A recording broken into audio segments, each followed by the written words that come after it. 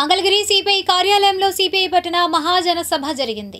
ముఖ్య అతిథులుగా సిపిఐ రాష్ట్ర కార్యదర్శి కె రామకృష్ణ, సహాయ కార్యదర్శి ముప్పాల నాగేశ్వరరావు, రాష్ట్ర కార్యదర్శి వర్గ సభ్యులు జంగల అజయ్ కుమార్ హాజరయ్యారు. ఈ కార్యక్రమంలో సిపిఐ నియోజకవర్గ పట్టణ కార్యదర్శులు చిన్ని తిరుపతయ్య, అన్నవరపు ప్రభాకర్, నాయకులు జాలాది జాన్బాబు, చిన్ని సత్యనారాయణ తదితరులు పాల్గొన్నారు. అనంతరం వారు మాట్లాడారు. అన్ని జిల్లాల్లో కూడా మా పార్టీ మహాసభలు జరుగుతూ ఉన్నాయి. ఇక్కడ మంగళగిరి పట్టణ మహాసభలో పాల్గొనడానికి వచ్చాము. అన్ని జిల్లాల్లో మహాసభలు పూర్తయిన తర్వాత ఆగస్టు 23, 24, 25 తేదీల్లో సిపిఐ రాష్ట్ర 28వ మహాసభలు ఒంగోలు నగరంలో జరుపుకోబోతూ ఉన్నాం.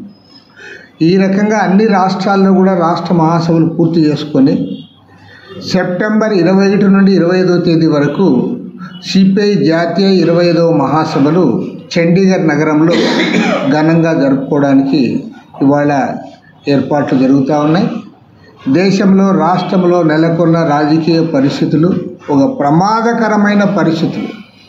కేంద్రంలో ఆర్ఎస్ఎస్ ఆధ్వర్యంలోని బీజేపీ ప్రభుత్వం పేరుకి ఎన్డీఏ ప్రభుత్వమే తప్ప అందులో తెలుగుదేశంది ఏమీ లేదు, జేడీయూది ఏమీ లేదు.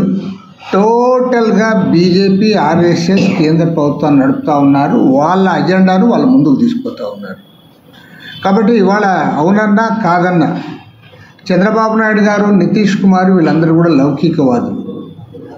మరి వీరు ఇవాళ వాళ్ళు జీ హుజూర్ అనే పరిస్థితికి వచ్చారు. వాళ్ళు ఏం మాట్లాడలేకపోతూ ఉన్నారు. ఫక్త్ ఆర్ఎస్ఎస్ అజెండాను వాళ్ళు ముందుకు తీసుకుపోతూ ఉంటే దానిపైన మాట్లాడలేని పరిస్థితిలో ఉంటే ఇవాళ దేశానికి పూర్తిగా అన్యాయం జరుగుతూ ఉంది. ఈరోజు నరేంద్ర మోడీ, అమిత్ షా ద్వయం యాక్చువల్గా చెప్పాలంటే వారిద్దరే మొత్తం దేశాన్ని వారి గుప్పెట్లో పెట్టుకొని పరిపాలన చేస్తూ ఉన్నారు. కార్పొరేట్లకు ఊడిగం చేస్తూ ఉన్నారు.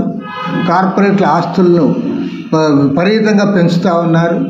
మరోవైపు ప్రజల మధ్య చీలిక తేవడానికి మత ప్రాతిపదిక పైన వారికి ఇచ్చేసి తద్వారా తమ రాజకీయంగా తమ లబ్ధి పొందాలని చూస్తూ ఉన్నారు తప్ప భారతదేశంలో ఏమాత్రం కూడా. పైగా ఇవాళ అన్ని పక్కా తప్పుడు రిపోర్ట్లు ఇస్తూ ఉన్నారు. నేను సూటిగా ఒకటే అడుగుతూ ఉన్నాను. భారతదేశంలో ప్రపంచ బ్యాంకు వారి ప్రకారము అంత పేదరికం తగ్గిపోయింది. కోట్లాది మంది పేదవాళ్ళందరూ కూడా అబోవ్ పవర్టీ లైన్లోకి వచ్చారు. ఓన్లీ 2.3% మంది మాత్రమే పేదరికంలో ఉన్నారని ఒక తప్పుడు లెక్కలు ఇచ్చారు.